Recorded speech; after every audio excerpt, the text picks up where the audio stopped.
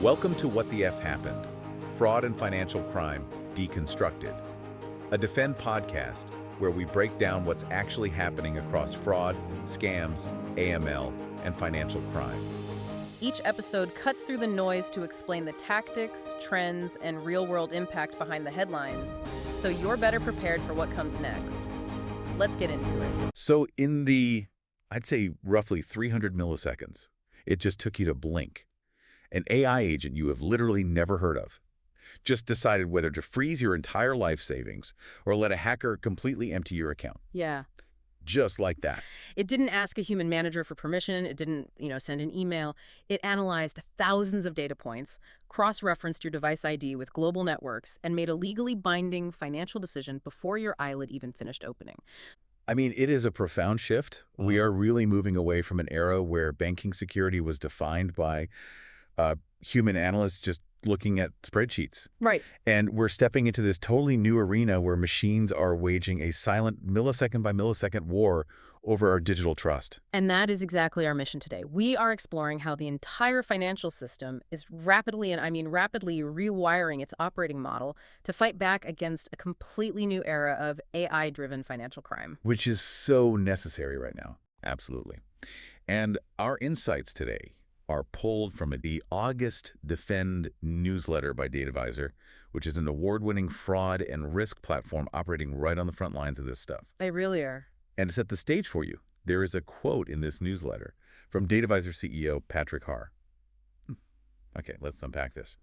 He notes that because fraud is being fundamentally reshaped by AI, financial institutions need a system that responds with the exact same speed and intelligence as the threats they face. And that quote, it really gets straight to the central friction in modern finance. I mean, if the attackers are using generative AI and automation to move at literal machine speed. Right, which they are. Exactly. Defending your institution with human speed is just, well, it's a guaranteed way to lose. It's a mathematical certainty. You just cannot outthink an algorithm using manual processes. Which means the system has to adapt, and fast. So today, we're going to break down the changing laws that are finally trying to keep up, what they call shape-shifting nature of modern fraud, and ultimately how banks are building literal fleets of AI agents to protect your money.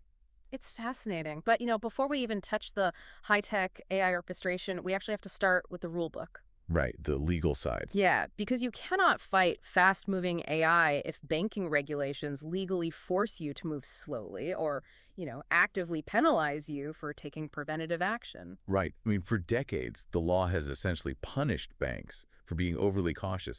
Think about it from the consumer side. Like, when you transfer money, you want it instantly. Oh, for sure. If a bank holds your money for 3 days to investigate, you get furious. So we had these regulations that mandated extreme liquidity and speed. Exactly. The historical burden has always been on making funds available immediately. But if we connect this to the bigger picture, regulators are finally realizing that forcing instant liquidity in an era of instant, AI-driven fraud is basically handing the criminals a getaway car with the keys already in the ignition. Wow, yeah. Which is why we are seeing two massive policy shifts that are completely redrawing the legal battle lines right now. So let's start with the first one, which is a major clarification from the OCC and the FDIC regarding the 314B safe harbor. And I know a lot of risk professionals have been waiting for this exact clarification for years. Oh, they absolutely have. So traditionally, Section 314B allowed financial institutions to share information with each other, but it was incredibly restricted. Like, they couldn't just chat about anything. Right. They generally had to establish that they were specifically combating money laundering or terrorist financing.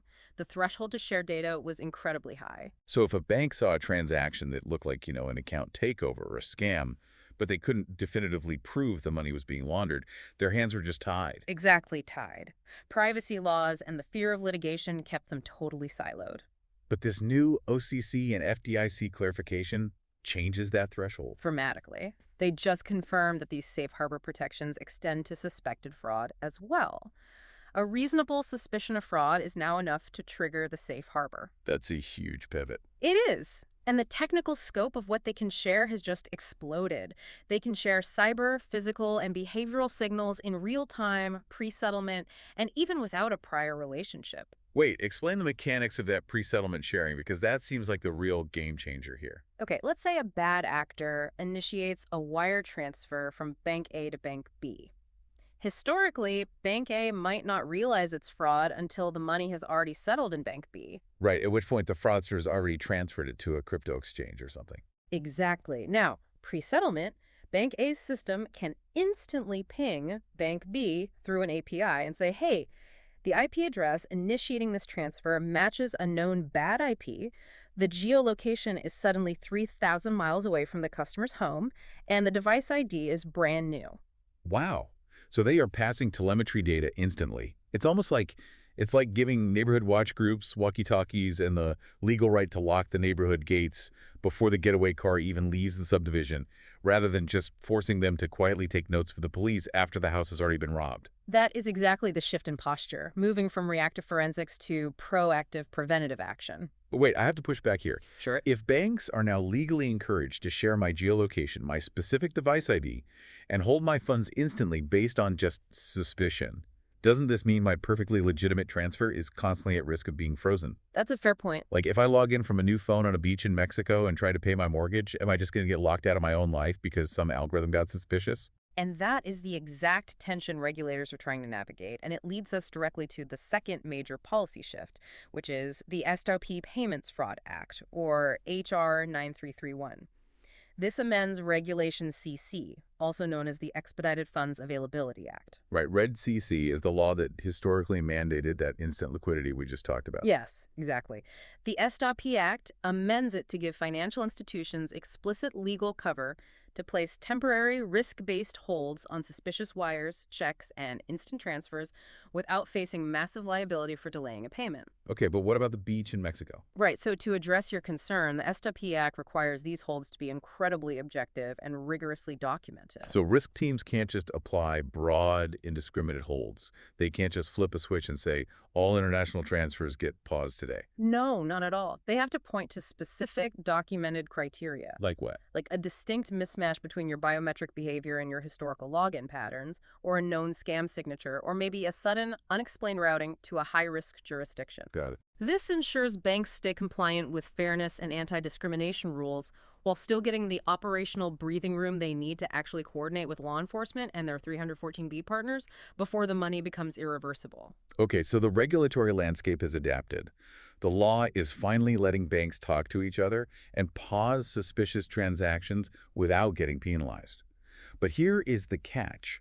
Even with this new explicit legal cover, banks can't actually utilize it if they are relying on human analysts. No, they really can't. The legal window is open, but the speed of the threat has completely outpaced human cognition. Completely. And that is why the operating model is changing. The threats have fundamentally evolved, and the window to stop them has literally shrunk to absolute milliseconds. And a lot of this is driven by what the Datadvisor newsletter calls polymorphic threats.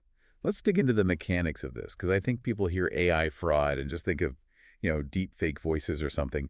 Polymorphic fraud is something entirely different. It is. So in the past, fraud detection relied on a rules-based system. A fraudster uses a specific IP address or a specific sequencing of API calls, and the bank identifies the signature of that attack. A human engineer then writes a rule into the system that basically says, if you see this signature, block it. But with polymorphic AI fraud, there is no static signature.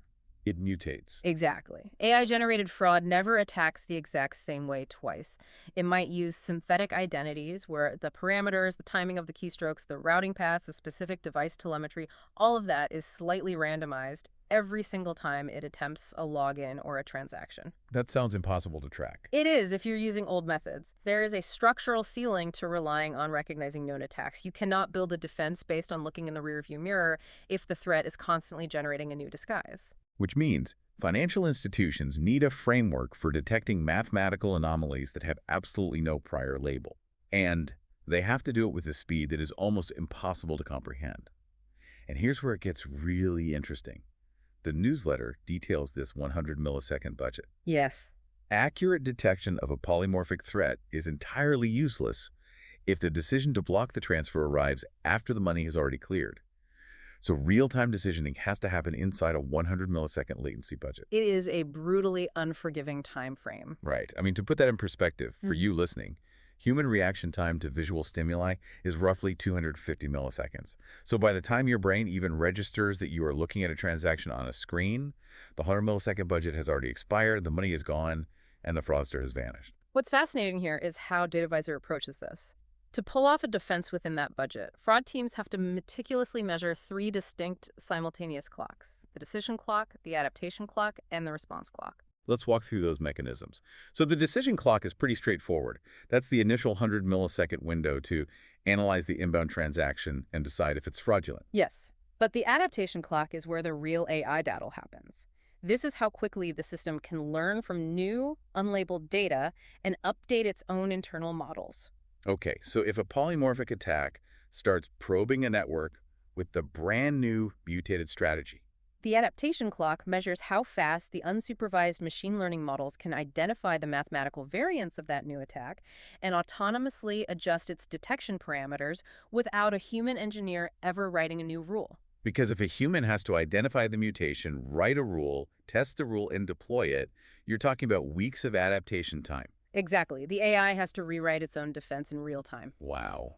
And then finally, you have the response clock. Right. Once the AI decides something is anomalous, how fast can the system execute the complex response? Freezing the funds, leveraging the 314B safe harbor to instantly alert the peer bank's API, and locking down the user's account. And this latency budget applies to the entire compliance stack, not just fraud, right? Because the newsletter explicitly points out the impact on sanction screening. It does, and this is a huge operational shift. Historically, checking customers against PP politically exposed persons and adverse media lists was often done as an overnight batch job. Like, they just wait until the end of the day. Yeah.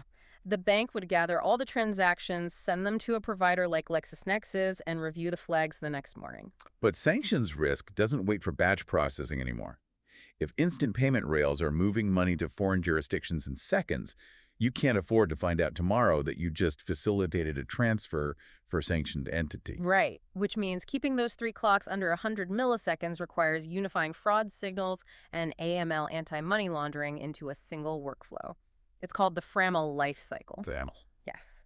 You can no longer afford the technical latency of bouncing data back and forth between siloed fraud systems and siloed AML systems. Okay, but this exposes a massive logical paradox in the industry right now. What do you mean? Well, we have these powerful new regulatory tools like the SWP Act, but they require objective documented criteria to use. We have polymorphic threats mutating instantly, requiring sub-100 millisecond decisions. Human teams physically cannot spot the threat.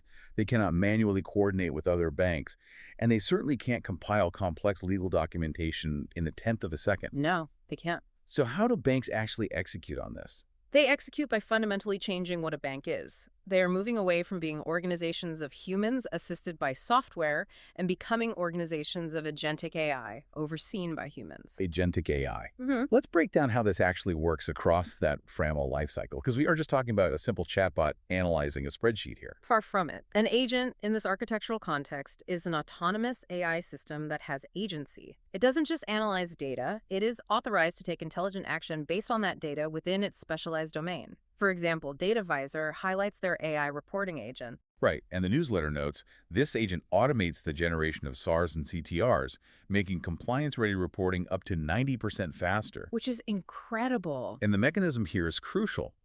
The AI isn't just filling out a form. It is pulling the forensic data from the detection agent, mapping out the behavioral anomaly, and structuring the narrative for the legal filing with a complete audit trail that actually satisfies regulators. It is turning raw, high-speed data into a documented, compliance-ready narrative. Which is how you satisfy the SWP Act's requirement for documented objective criteria without slowing down the defense. Exactly. The AI does the heavy lifting of documentation instantly. And this multi-agent approach is gaining massive traction.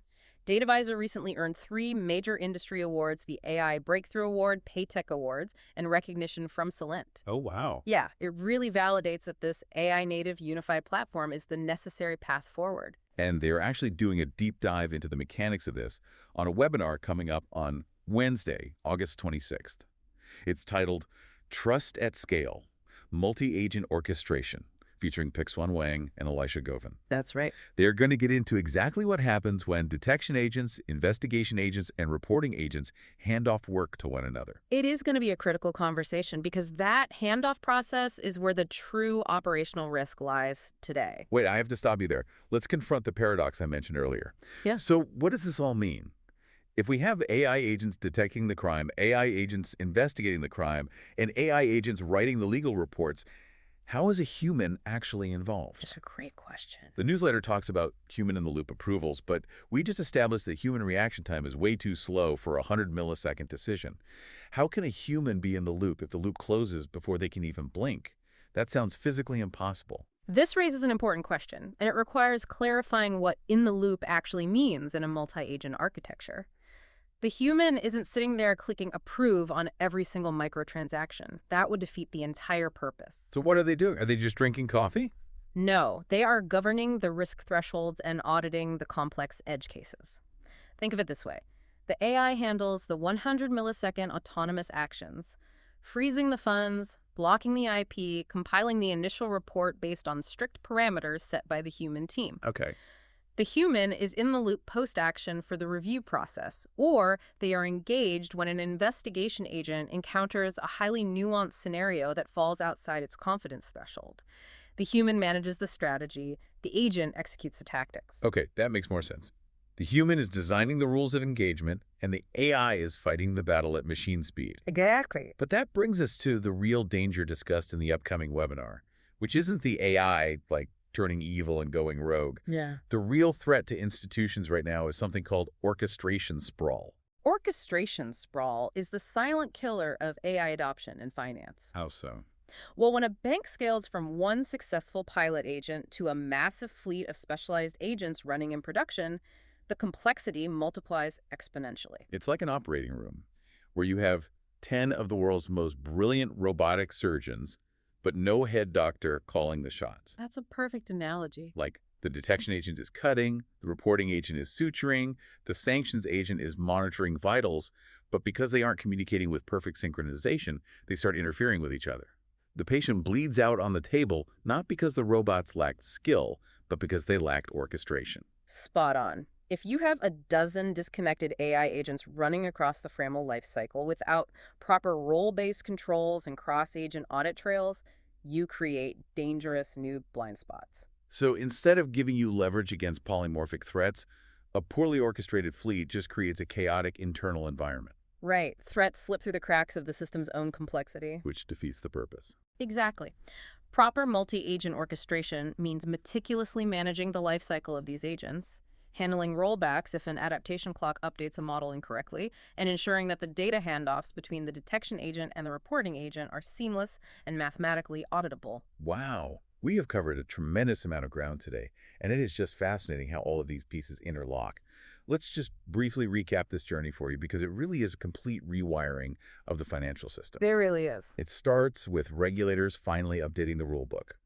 Through the 314B clarification and the STOP-P Act, banks finally have the explicit legal cover to hold suspicious funds and share telemetry data in real time without being penalized for moving slowly. But those legal powers are completely useless if the bank relies on human speed. Because they are facing polymorphic fraud, those AI-generated attacks that mutate their parameters to avoid static rules. Which means banks have to operate inside a 100-millisecond latency budget, meticulously measuring their decision, adaptation, and response clocks. Right. And since humans literally cannot perceive data that fast, the only viable solution is deploying multi-agent AI fleets across the entire fraud and AML lifecycle. AI agents detecting, investigating, and generating compliance reports instantly, while humans manage the orchestration to prevent that deadly sprawl. It is a complete paradigm shift in the mechanics of global finance. Absolutely. And as we wrap up this deep dive, I want to hand it over to you for a final thought. We've talked a lot today about these fleets of agents handing off tasks, communicating via API, executing decisions in milliseconds. If you project this out, where does this leave us? It leaves us with a really profound structural question about the very nature of a bank. I'm listening. Well, if we are rapidly moving toward a reality where your bank's internal AI agents are constantly handing off work to other AI agents across the entire life cycle of a transaction, detecting anomalies, investigating histories, instantly communicating with peer banks through 314B safe harbors, and writing legal reports all in a fraction of a second. At what point does the concept of a human-led bank cease to exist? We have to ask ourselves, are we moving toward a future where a bank is simply a massive server farm of specialized AI agents, legally negotiating trust and risk with other banks' AI agents at the speed of light? Wow. Are we banking with institutions, or are we just plugging our money into a self-governing global AI network? That is definitely something to think about the next time you tap your phone to pay for coffee and wonder what exactly happened in those 300 milliseconds. Thank you so much for joining us on this deep dive. Keep questioning the systems operating beneath your everyday digital life, and we will catch you next time. You've been listening to What the F Happened? Fraud and Financial Crime Deconstructed, a Defend podcast by DataVisor. If you want to keep learning between episodes, check out Defend Training, a set of self-paced online courses for fraud and financial crime professionals, practical and built around real-world scenarios. And you can earn CPE credits through the ACFE San Francisco Bay Area chapter. You can find it at datavisor.com/defendtraining. The link's in the description.